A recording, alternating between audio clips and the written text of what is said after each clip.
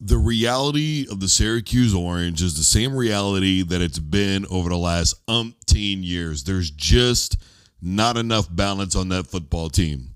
Either the run game is solid and the defense is really good and there's no passing game, or you have an incredible passing game, but you have a mediocre defense and you're lackluster everywhere else. The bottom line is the Syracuse just does not have run game balance. And the weird part about it is Quentin Allen's getting, 5 a carry?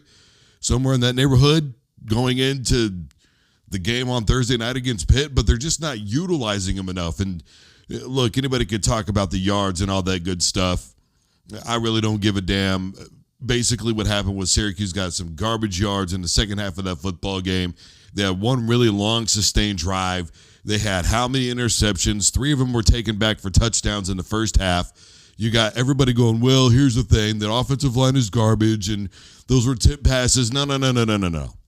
What you have is a quarterback who continuously fails to demonstrate his inability to change plays at the line of scrimmage, check downs, observation of the defense. He's got no conceivable aspect. From the first throw into double coverage, back shoulder, behind the receiver. I said when he was at Ohio State that Marvin Harrison Jr. made Kyle McCord look 10 times better than he really, truly was. And as a lifelong Syracuse fan, I was not happy about getting Kyle McCord because the thing is, Syracuse has plenty of talent. With Pena, with Arande, there's plenty of talent offensively. But you don't have a quarterback who gets situational football. You don't have a quarterback who's got great ball placement. You don't have a quarterback who doesn't get nervous back there. You don't have a quarterback that cannot manage the game in any capacity whatsoever. Every single year, Syracuse does the same BS. Starts out pretty decent, maybe gets one really good win, and then they tank. Does anybody remember the year that they beat Clemson? Syracuse didn't win a game the rest of the way. Clemson, that was the only loss.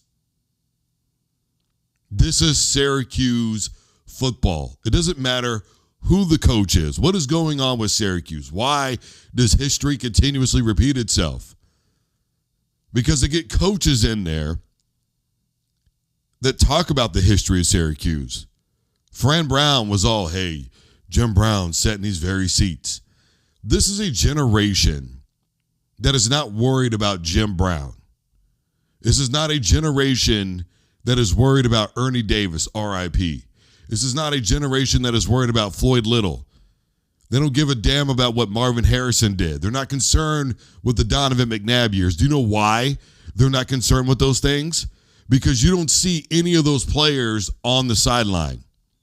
You saw Carmelo Anthony one time over how many years, and that was last season when they got their asses handed to them by Notre Dame in their own backyard. They're not very good in the transfer portal right now. The NIL money's not really there. The recruiting coming out of high school has never really been the problem. And Syracuse has had plenty of NFL talent over the last 10 or 12 years.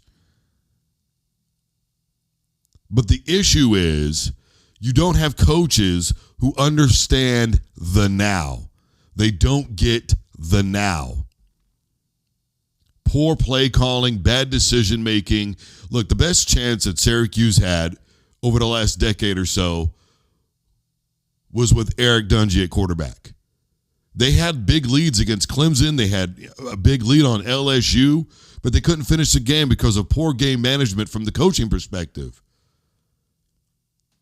And look, as a lifelong Syracuse fan, to be honest with you, I'm tired of trying to make Syracuse fans understand all of this. I get it all the time, even right now in the comments section. It's, well, we've won games that we haven't won before, and we're doing so much better, and this and that and the third. No.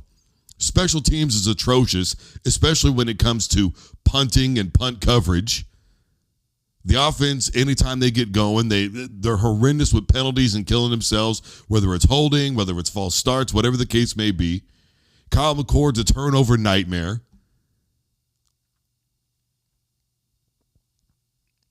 There's just no continuity. There's no consistency, and there's no understanding the strength of your football team. I talked about it a couple of years ago when Syracuse was getting ready to play against Clemson. I said, look, if they want to win this football game, they're going to have to run the option. They got to utilize C.J. Tucker. They did all that stuff in the first half. Second half, they got completely away from that game plan, just abandoned it altogether. And I don't want to hear about how this isn't Kyle McCord's fault, what happened last night. Because the reality of the situation is Kyle McCord literally threw it right. I mean, you've got your running back right there, and you just right at him as hard as you can. Throw the damn ball in the ground. Situational football. And let's be honest. Pitt dictated to Syracuse all night long, knowing that they are a one-dimensional football team.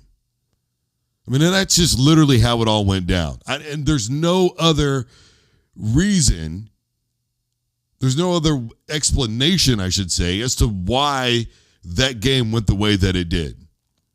Pitt's defense was opportunistic. What they have, 120-something yards in returns in the first half, and Syracuse had 30 yards on offense?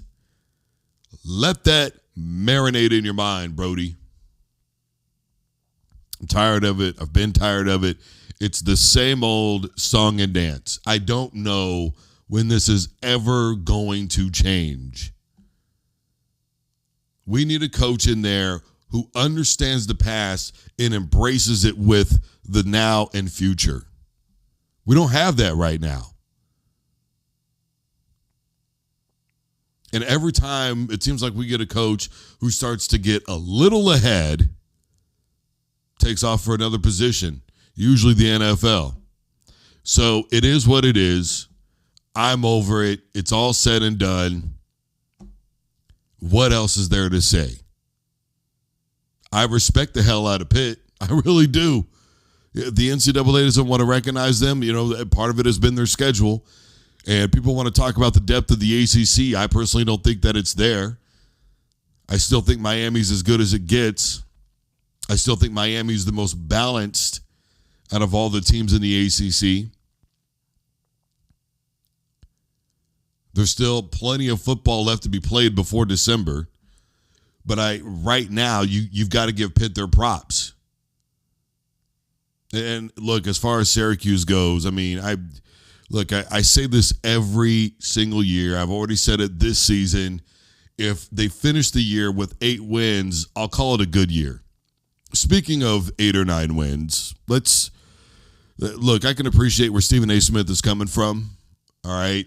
But let's pump the brakes on 8 or 9 wins, giving Deion Sanders Coach of the Year. You've got an undefeated Indiana football team right now. Illinois has turned around very well. Fran Brown, even though I just got done bashing Syracuse, I mean, you look at this team from a season ago compared to where they are now. They've won some football games, beat a couple of teams that were ranked at the time. Who's Prime beat? He lost to Nebraska.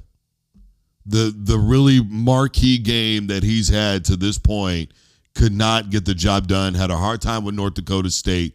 That's just not Coach of the Year material. They're a far and away much better team than they were, but let's also keep it a buck. I've already said this. Deion's not going to be there at the end of this season. Now, whether or not he's going to be a coach or not, that part I really don't know. But I know this much. He's not going to be at Colorado. They're a much improved football team. He's continuously tried to make the transfer portal work to his advantage. I've already said, and I still maintain, I don't have an issue with his initial overhaul of the roster. I really don't. I think it was warranted. But I think over 40 transfers again this season, most in the NCAA, was just a bit much. I mean, you want to talk about the definition of try to win now, that's prime time. You got to have some patience, and you got to have some locker room culture. I mean, I just got done talking about it with Syracuse. I've already talked about it with Prime. You don't have that right now. When you are building a program, you have to understand that even the lesser athletes and guys who are not that talented, what they understand you are doing, they still pass it on to other athletes who are much better, have a lot more talent. It can hold the accountability in the locker room. I mean, doesn't Deion have the whole thing about dogs and leaders and all that? Okay, well, you need those leaders to stick around for a couple of years to pass it on down to other leadership, to other big dogs. There's not culture right now, and it's hard to keep that culture. I'll admit this part. It's hard to keep that culture in college football right now. It really is. The transfer portal is winning. I still think the transfer portal is a good thing, but the transfer portal is winning. And the reason why it's winning is because it's created such an even playing field already in college football. Look, I've already said I don't know how many times that I do not agree with polls coming out before the 8th week is complete in college football. I really don't like it until week 12, but damn sure not before week 8. And to be honest with you, I really don't like top 25 polls at all because the invitational aspect of college football playoff needs to go away completely. I'm not going to get into that right now, but what I'm saying is this, is if we're going to have it, we shouldn't have it before then, especially now with the transfer portal, because building the continuity, getting your guys to all play together, understanding the type of football team that you have, it's far and away much more complicated now than it ever has been as a coach.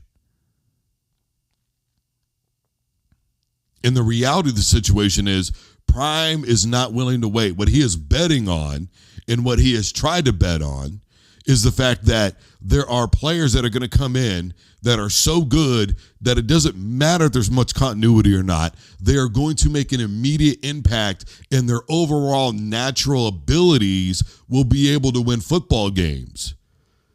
But that's not happening against the better competition. And in the Big 12, you still got Iowa State. You still got, BYU out there right now. I think we need to pump the brakes on Prime being coach of the year. 8 or 9 wins is something that I talked about at the beginning of the season for Deion, as in we'll call the year a win. But there's no way to call it a great season with the lack of depth in the Big 12. You can't honestly look at the Big 12 to me and see a football team. And look, this is from an outsider's perspective, I guess you could say, but also an insider's perspective because I'm from Kansas. I grew up with Big 12, Big 8 football. I grew up watching Nebraska every single year, OU every single year, KU, K-State, when Texas and all those teams joined every single season, Nebraska. I watched it all growing up. And I saw the transformation and the transition of the Big 12. Look, let's not forget that when all those teams were added, Coach Osborne said that this would be bad for the Big 12. He never wanted that. And it has been. The Big 12 has done nothing since 2009 other than get obliterated in college football playoff games, in college football championship games. That's it. It's just loss after loss after loss after ass whooping after ass whooping. And so with the lack of depth, and I don't give a damn about parity. Oh, there's just parity in the Big 12. Okay, if that's what you have to rely on for your conference being marquee, but they can't get it done when it comes time to play teams that are out of the conference and in big games and BCS and CFP, what does that even really do for your conference? Other than just signify that you don't have a true top-tier program to really solidify who you are and then let trickle down or trickle up economics, whatever you want to refer to it as, really start to take shape. There's no groundwork in the Big 12 right now. These teams are out there just floating around. They're just literally in cyberspace floating. That's what they're doing. 8 or 9 wins on a season where they should have had at least 10 or 11 wins. In a season where I said if Prime is going to get it done to where he can get 10 or 11 wins and get into the CFP, this was going to be it. I don't know that they finish the season out with only 2 losses. I don't think that happens. I think they have 7 or 8 wins at best and maybe a bowl game win. But if they don't go to the CFP, which they're not, but just for argument's sake, if they don't go, well, Hunter, Shador, they're not going to play in a bowl game. Why? Why would they bother to risk the ride to the NFL? And then from there, I am 99.999% sure Prime isn't there next season. He's doing all the coaching duties. He's doing the recruiting. He's doing all that because he has to. Right now, it's his job. If he doesn't do it, you're going to piss off people. And unless that contract is ironclad,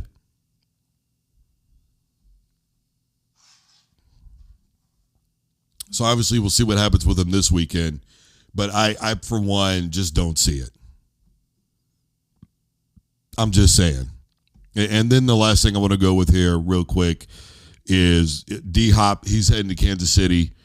Look, first of all, there's a lot of people that are upset with D-Hop because, you took the money and went to Tennessee. And look, let's not forget what was going on in Houston when he was first there.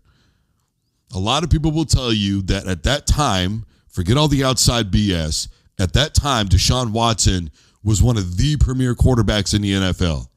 Had a chance to interview Ben Heaney. Let's not forget what D-Hop said, and I asked Ben Heaney about it, who was a linebacker with the Texans at that time. He said, look, man, that's the expectation because he backed up what D-Hop said, and that is we are going to be the best quarterback wide receiver duo in the NFL. But they traded him away, and don't forget that Watt left because he got tired of what was going on. We got this quarterback. We got this team. I can't do this anymore. So he dips. Hop is in Arizona. You would think with him and Kyler Murray it would work out, but coaching is a thing, so it didn't work out.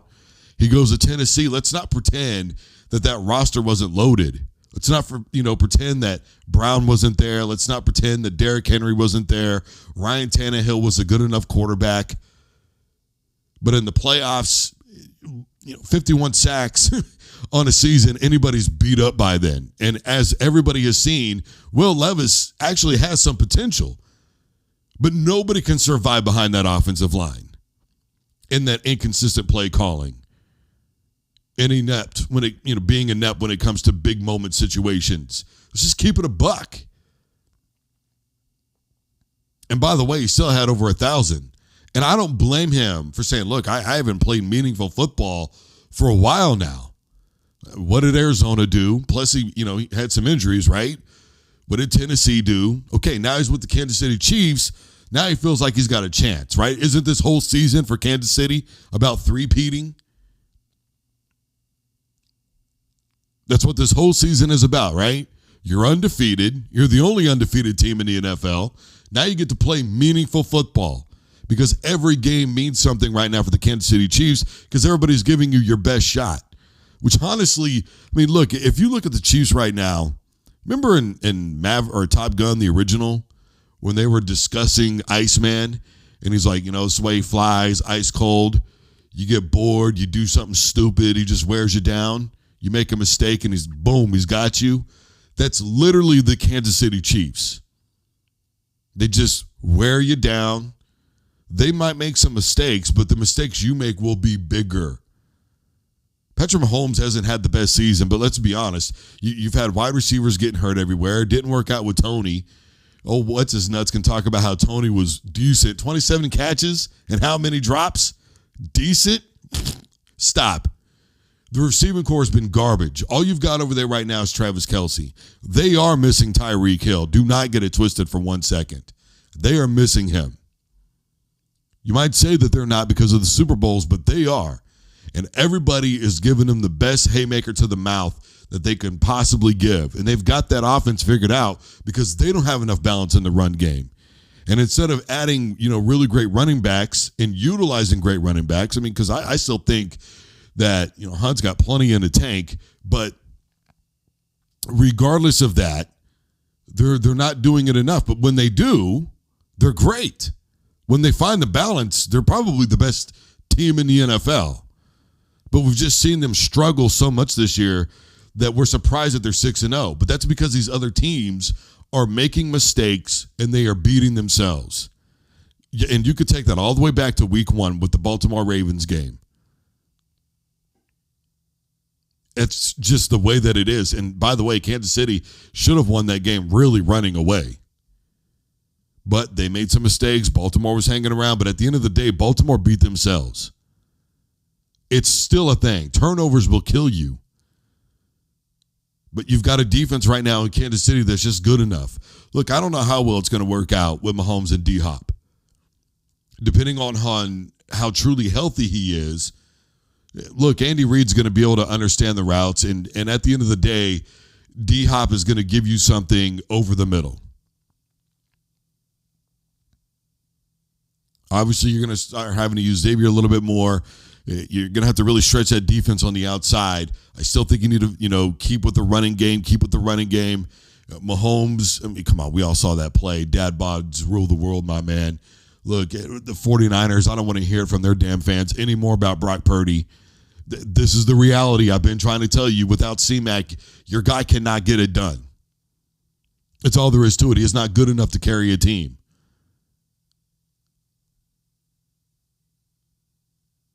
Still got Kittle.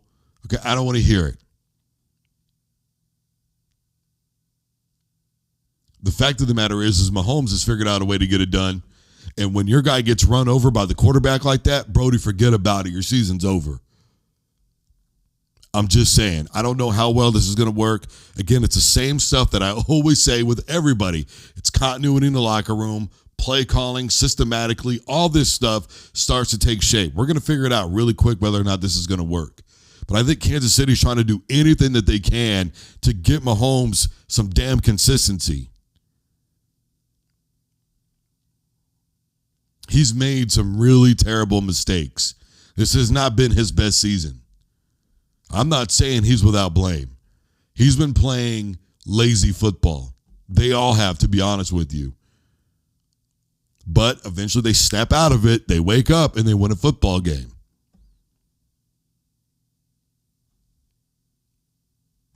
It's just like anything else, man. We'll wait and see. All right, hell of a weekend this weekend, college football. I'm looking forward to it.